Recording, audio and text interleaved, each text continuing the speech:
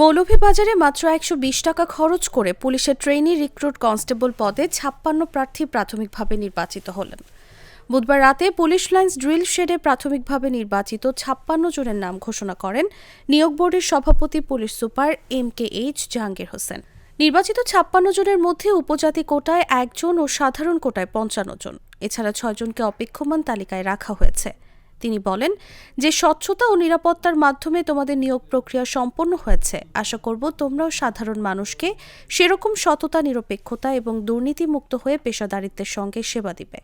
এ নিয়োগে মৌলভীবাজার থেকে অনলাইনে ১৫০২ জন আবেদন করেন। ৩ ধাপে শারীরিক সক্ষমতা যাচাই বাছাই শেষে ৪৭৫ জন প্রার্থী গত ২৭ নভেম্বর লিখিত পরীক্ষায় অংশ নেয়। লিখিত পরীক্ষায় উত্তীর্ণ ৯১ জন প্রার্থী ৪ ডিসেম্বর মৌখিক পরীক্ষায় অংশগ্রহণ করে।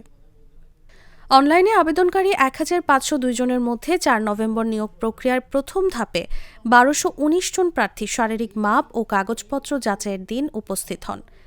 সেখান থেকে প্রাথমিক বাছাইয়ের দ্বিতীয় ধাপে শারীরিক সক্ষমতা পরীক্ষার জন্য ৮২০ জনকে বাছাই করা হয়।